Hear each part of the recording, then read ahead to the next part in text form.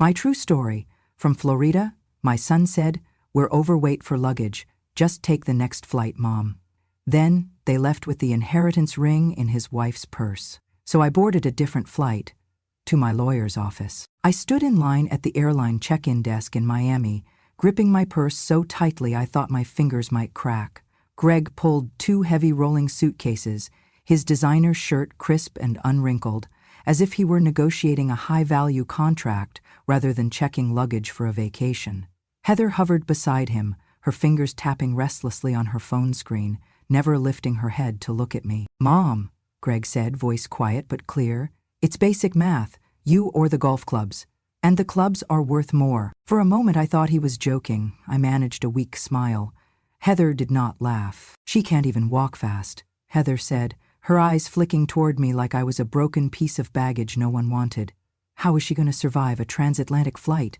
We'll end up paying for a medical diversion over the Atlantic and miss Paris entirely." Greg shrugged, as if he were shrugging off a forgotten bag. "Well, rebook her. Let her fly next week. Business class was tight anyway." I opened my mouth to protest, to remind them that I carried their childhoods, but Heather cut in sharply. "Honestly, she's dead weight, always has been. Just quieter now." She laughed, just a soft, cruel sound, as if she had delivered the cleverest joke of the century. I bent to pick up my purse, my hand trembling, and that's when I saw it.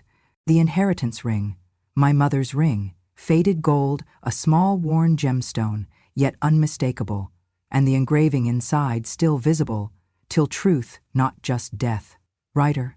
I had never given it to anyone. I had never even let Heather touch it. And yet now, it was on her finger, as if it were spoils, her spoils. I asked in a husky voice, "That ring, where did you get it?" Heather did not bother to look back. "Oh, this? Greg said it was just sitting in your drawer. So I'm putting it to good use. Sentimental stuff doesn't look good with age anyway." Greg glanced between us, smirk faint. "You weren't wearing it. What's the point of keeping it if no one sees it?" Heather had once mocked its age, but now she wore it like proof she had won. I stared at them. This son who once held my hand at 5 years old when he was afraid of the dark. I stared at them. This son who once held my hand at 5 years old when he was afraid of the dark. This daughter-in-law who once had my hand on her womb the day she gave birth. And now, they stood here sipping coffee and mocking me, while I was relegated to a silent witness. Heather handed me a boarding pass marked "Standby." "If there's space, you'll fly tomorrow. If not, wait another day. It's flexible." They turned to leave. No hug. No goodbye. Just before stepping through security, Heather spun back and said, "Enjoy the lounge. Maybe read a book about boundaries." She emphasized those last 2 words like a knife. Greg added, without facing back, "We'll call when we land. Or not, roaming is expensive." The glass doors closed behind them, and I stood there in the airport terminal. No tears, no fury. Just silence, the only weapon they had not learned to fear. I remember the smell of the terminal. Coffee and jet exhaust, recycled air tinged with perfume and fear. I could see the runway beyond the windows, planes sliding across tarmac like huge, silent birds. I wondered if I might simply disappear into the gray horizon. But my hands gripped my purse. Inside, I carried more than personal items. I carried a photograph of a little girl with missing front teeth holding a daisy, the same granddaughter who now never offered me her crumbs. And I carried a small manila folder, the one container my entire life used to fill with legal deeds, insurance papers, bank signatures. Greg and Heather never thought to ask about it because they assumed I had nothing left. Now, I opened it carefully. Inside was the original deed to our home in Florida, freshly stamped, freshly recorded. The owner name, not mine anymore, instead, a non-profit I had quietly founded, the Grandmother's Endowment for Ecological Justice. The transfer date, 3 weeks ago, my birthday. The same afternoon, Heather had told me she was overwhelmed with work and would call later.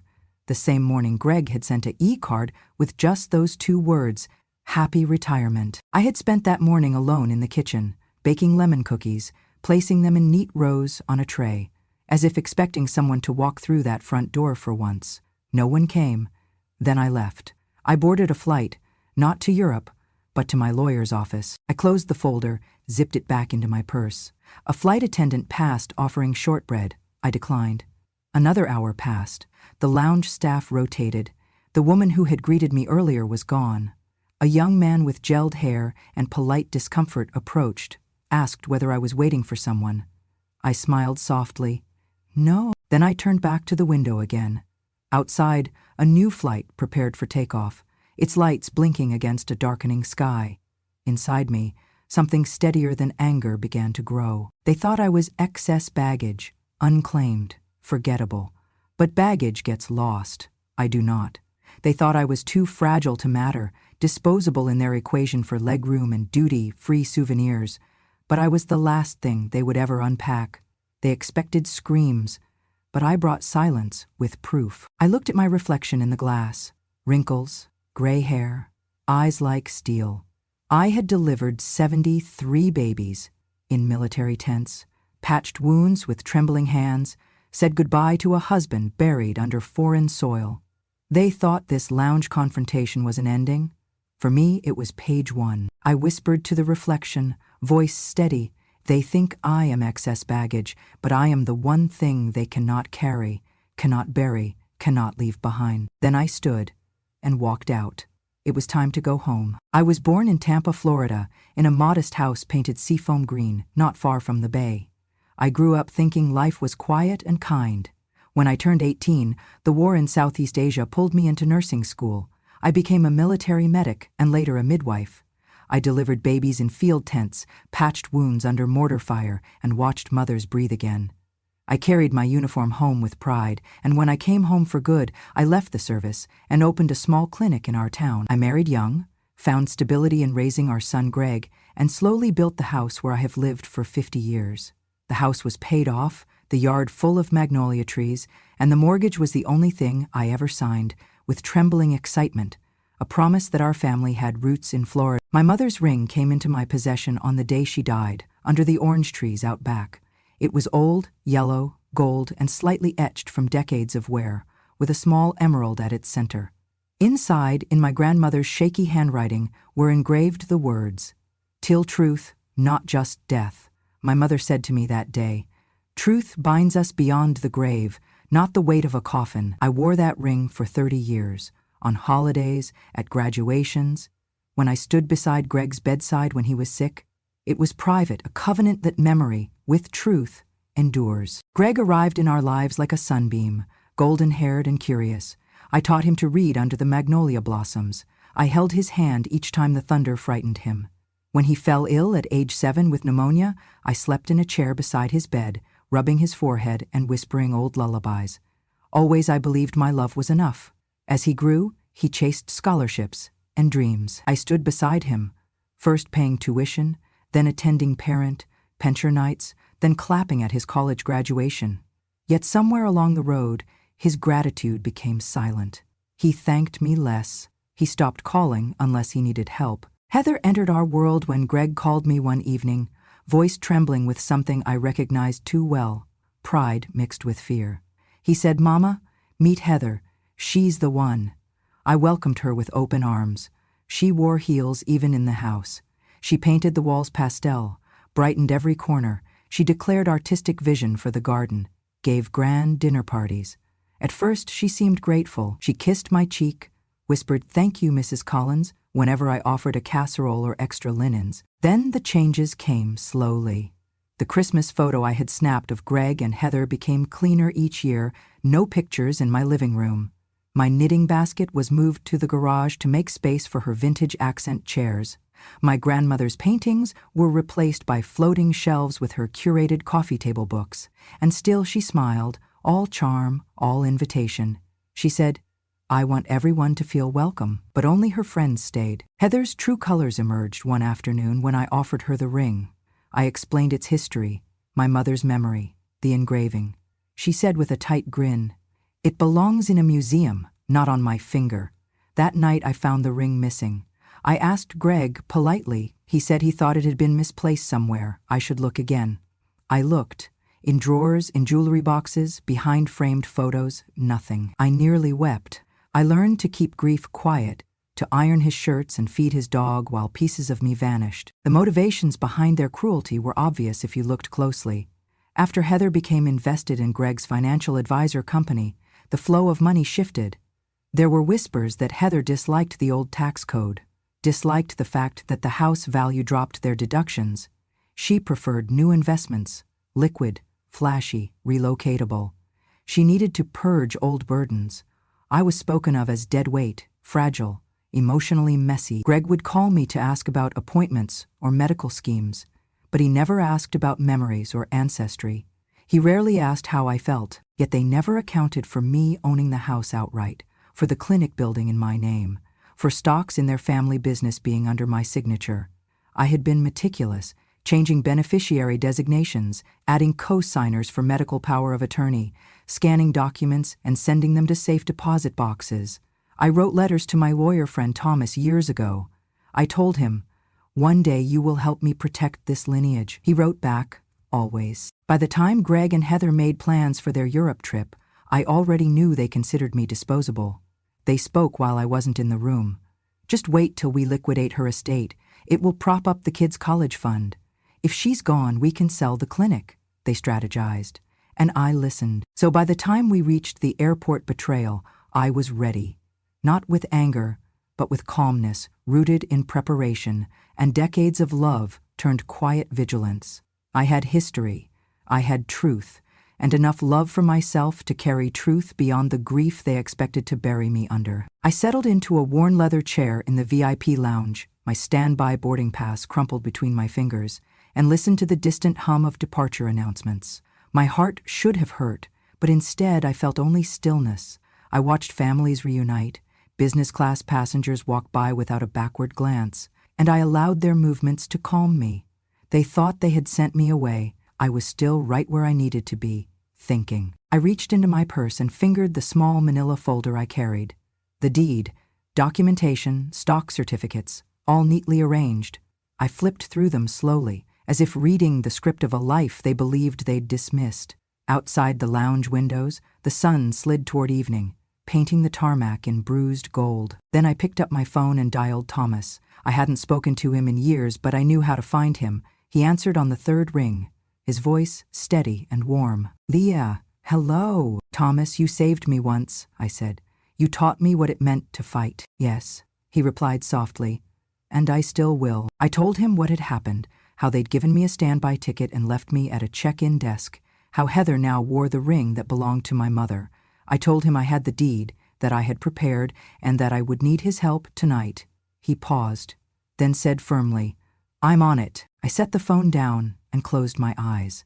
I pictured him decades ago, ragged and bruised as a boy, on my front porch after his mother struck him again.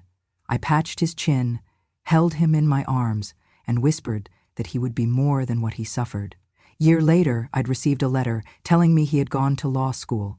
I kept it in this same folder. The lounge shrank around me as resolve filled the space. I slipped a hand into my purse and touched the deed again, felt the embossed paper. I imagined the way the signatory line looked beside my name, and beside the nonprofit name I had quietly created. All the steps I had taken when the world still regarded me as harmless. I reached for water. My reflection in the glass showed steady eyes, not defeat. I remembered the first night I arrived at my clinic in Florida, unpacking boxes, cleaning floors, taking on debt to make care available for the women who had lost husbands in wars.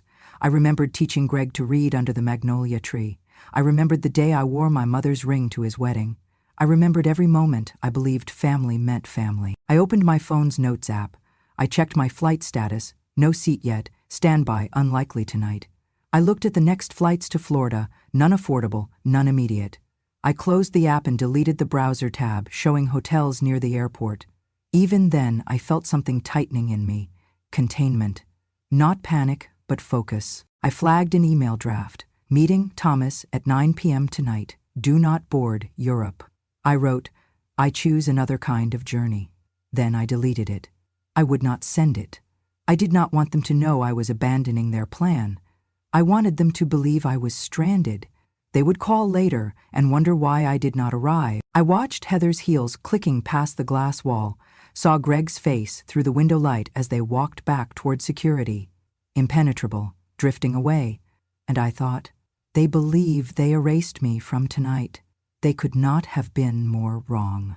I rose from the chair, smoothed down my coat. I picked up the folder, the ring, my keys. I left the lounge with purpose. I passed through security using my ID, not the boarding pass. I stepped into the terminal, into buzz and motion, and walked, it felt like breathing, to the taxi stand outside. I did not call them. I did not text. I did not cry. Silence was my weapon. I whispered to myself, I am not forgotten. I never was. When I told the driver take me to Thomas's office, he asked if I wanted baggage. I laughed quietly. Just me and my convictions. He drove off into dusk, leaving the airport behind. I watched the planes still landing and taking off, my old life departing that terminal. I felt no fear, only anticipation. I was boarding a flight after all. Not to Europe, not to their world, but to justice. I stepped into the taxi at dusk, pressing the folder closer into my lap, aware of every breath in the city air. The driver asked, politely, where to? I said, Thomas Higgins, downtown. The moment the tires rolled onto the highway felt like the first beat of a drum, steady, inevitable. I thought of the airport fading behind me, the glass doors swallowing the last of Greg and Heather. My pulse was measured. I had not cried, I had not panicked, I had only prepared. Thomas's office was a modest brick building. Ivy curled up the exterior. The brass nameplate on the door read, Thomas E. Higgins, Attorney at Law. Inside, it smelled of aged books and leather.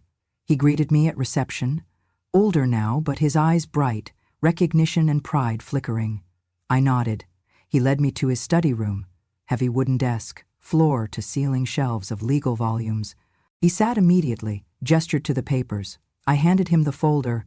I'm staying in town, I said quietly. I have work. He did not act surprised. He began sorting.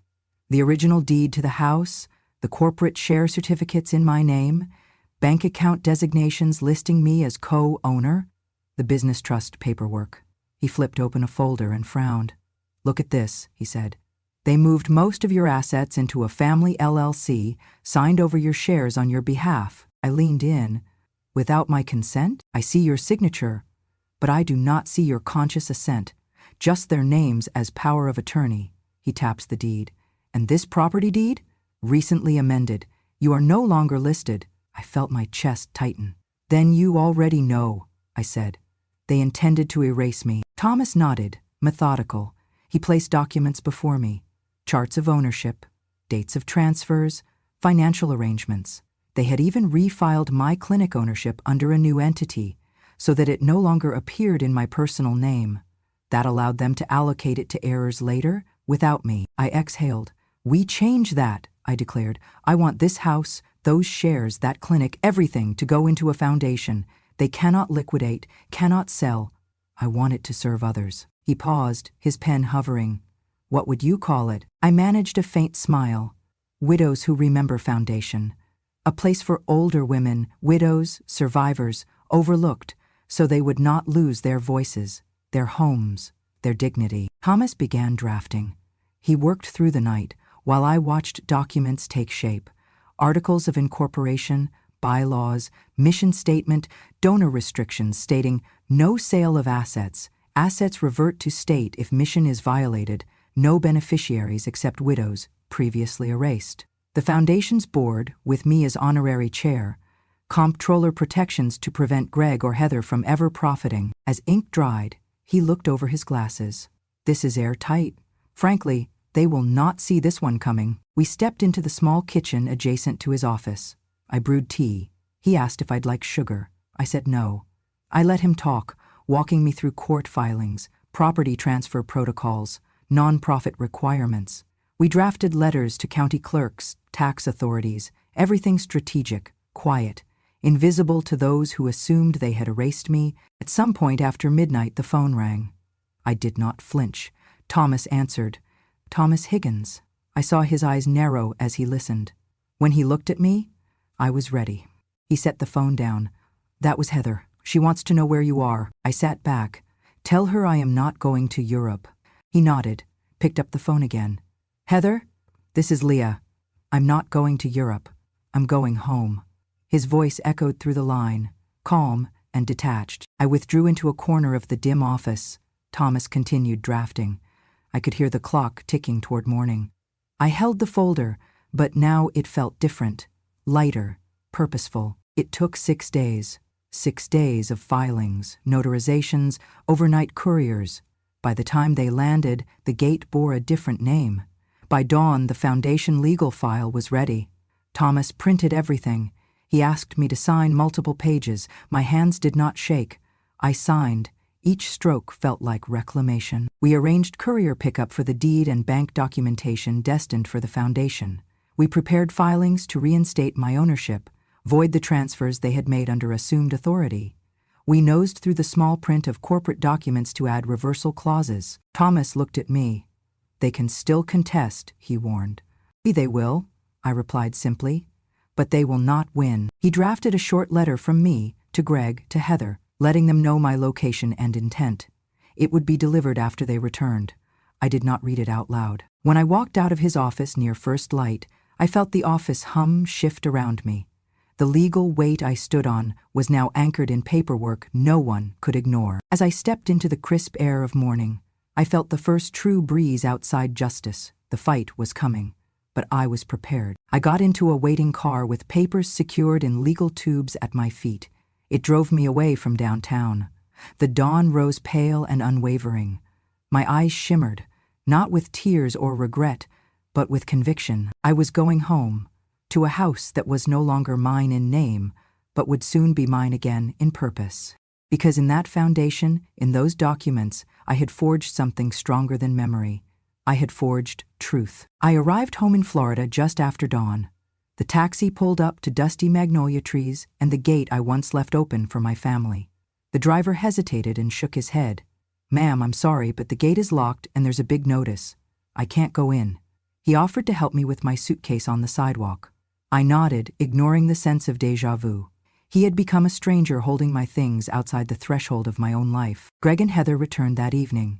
They walked toward the front gate, dragging their suitcases and talking about ski lifts, crepes in the Alps, selfies in front of Notre Dame. Greg checked his phone for photos.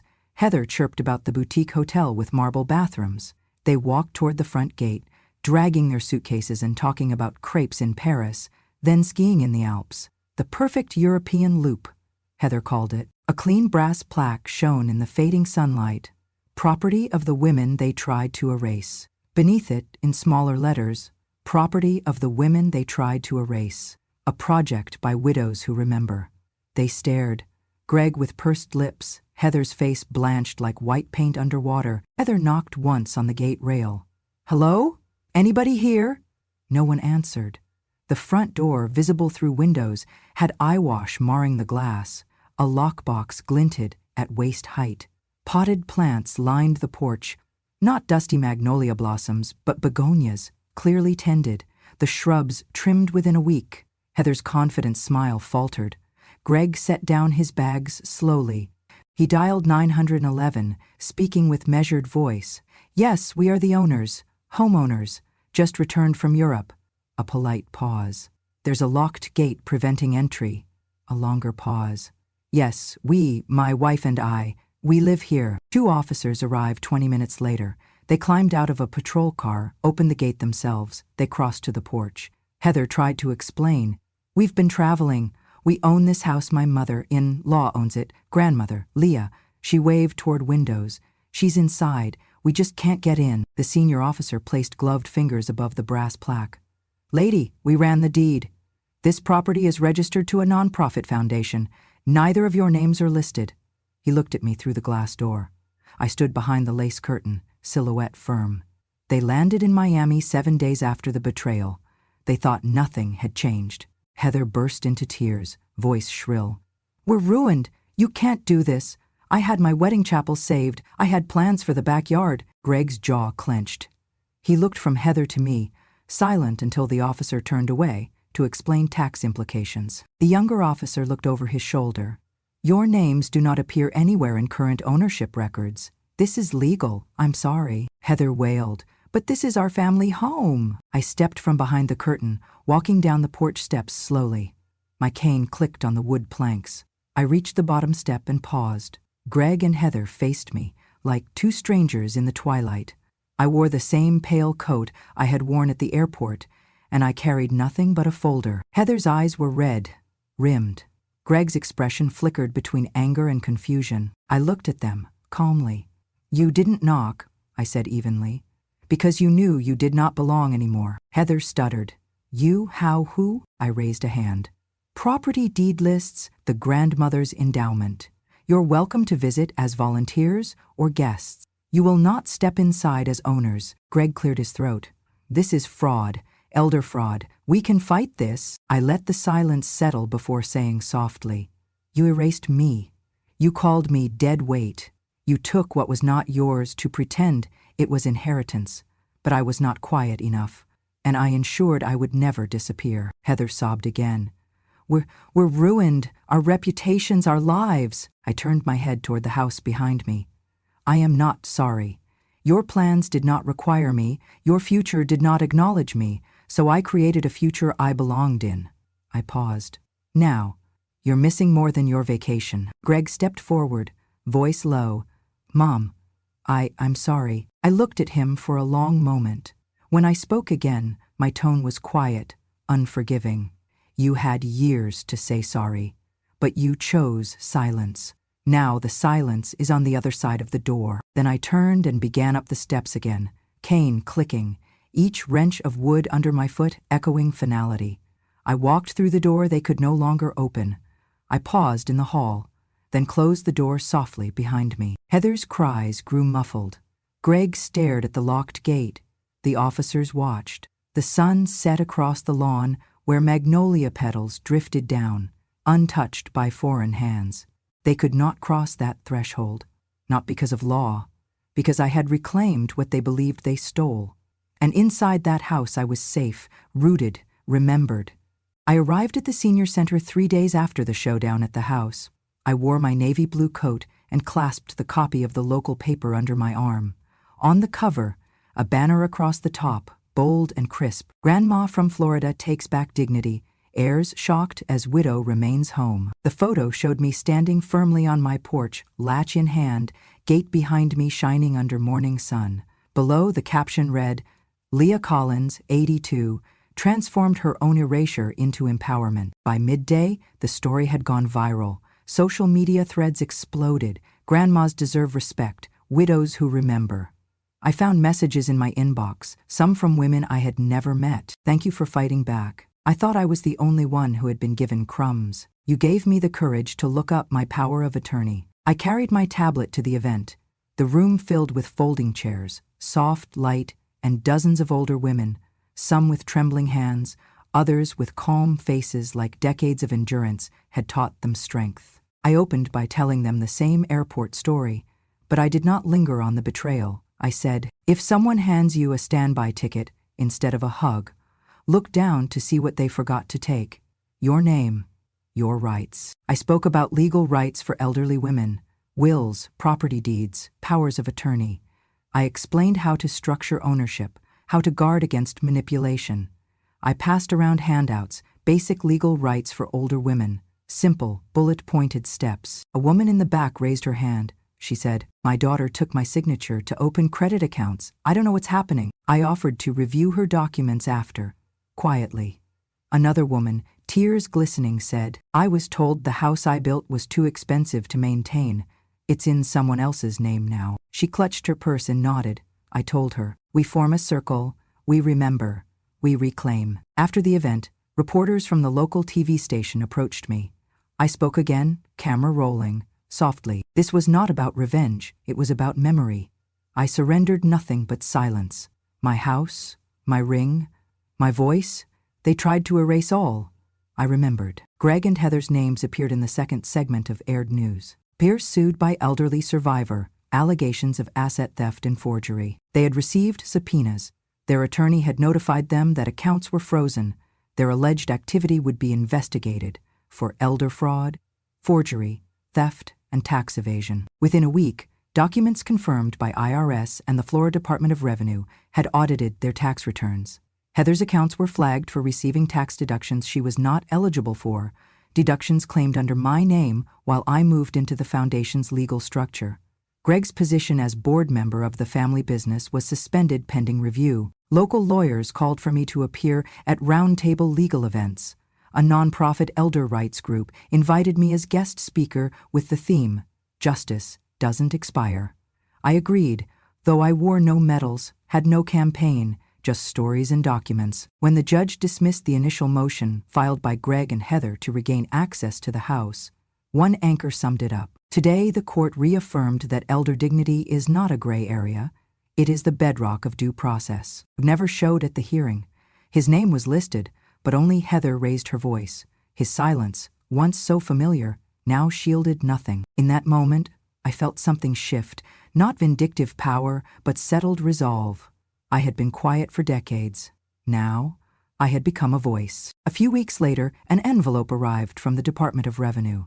It addressed Heather's violation. She claimed caregiving tax credits under my name, long after I moved into my new apartment and began working with the foundation. The fine exceeded her wedding ring's value tenfold. Interest and penalties posted. Her face appeared in the online headline, "Family Heiress Hit with Massive Elder Tax Fraud Charges." Greg's name followed under Business Journal coverage. Once the rising star of the firm, now the subject of corporate scandal. Once it was revealed he had exercised supposed power of attorney to sign corporate documents as if he were me. Through it all, I remained grounded. I returned to the senior center to run my workshop again. I had 14 women that day, older, wiser, fierce. One called it the liberation class. I corrected her.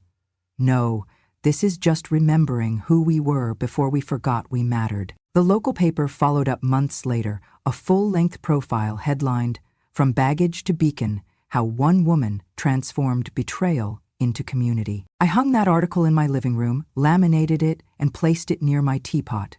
It was not about me. It was about the idea that memory matters, that justice doesn't require shouting. Sometimes it only needs a signature, a deed, a moment of resolve. Because the truth remembered always outlives the silence they count on. I opened the letter in early autumn and felt something inside me shift. Heather had been terminated from her position at the investment firm, a company she had helped her husband promote as his crowning achievement. The press had leaked the story. Heirs accused of elder fraud and tax evasion. She was gone. Her name blacklisted. Her LinkedIn profile stripped of titles. Greg fared no better. The board's legal team moved swiftly once auditors uncovered his corporate maneuvers. He was removed from the board of the family business. Peers who formerly toasted his success no longer returned his calls. The shiny veneer of prosperity cracked, and behind it lay a reputation disintegrating. Several weeks later, after the dust settled, they came to see me. Greg, stooped as if the weight of the scandal had pressed the daylight from his spine. Heather, mascara-streaked, shoulders trembling. They stood at the foot of my current porch, the same porch where two adults once called me dead weight. I answered the door myself. "The door is locked," I told them. Heather swallowed, voice quivering. "Mom, can we please talk?" Greg spoke softly. "Mom, I want to say I'm sorry." I closed the door a half-inch without turning the key. "You had years to say sorry. You chose silence." I replied without looking back. Heather's voice wavered. "Please, I didn't know. I thought it would be easier. I thought I was helping." I turned, face calm. "You erased me, Heather. You erased my mother. You erased my memory." I paused. "But not any longer." Heather clenched her hands together, tears dropping without sound. I'm so sorry. For the ring, for the house. Please, can you let me have the ring back?" Just that. Greg watched, silence heavy on his shoulders. I met Heather's eyes. The ring of my mother glinted in her purse, the same ring she regarded as a trophy. Now it felt like a symbol of everything she'd stolen. I answered quietly, "No, that ring was never a gift. It was a covenant. I gave you nothing."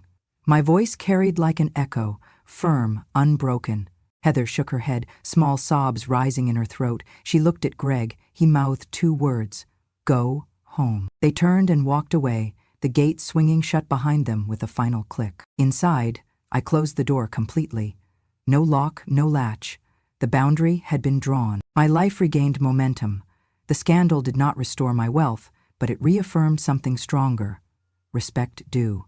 Dignity reclaimed. Neighbors left me homemade cookies. Local lawyers invited me to speak further. A niece flew in to apologize and help me tend my magnolia blossoms. A month later, I received word that Heather's bank account would remain frozen pending settlement, and Greg had lost his position permanently. They could rebuild, but they would have to do it outside the boundaries they had once overstepped. I sat in my living room, sunlight streaming across the hardwood floor, and finally allowed myself to breathe. I didn't raise my voice. I raised the deed, and I stood in it, steady as I had been at the airport, at the foundation signing table, at the locked gates of a legacy they thought they owned. No more silence, no more erasure. I remembered, they remembered, and the rest was history. I used the house they thought they owned and breathed new life into it. The rooms where dust once settled now hum with soft conversation and possibility. I founded the Widows Who Remember Foundation using the assets I reclaimed. The house, the clinic shares, the investment account, all placed into its legal structure, with strict bylaws preventing sale or dispersal.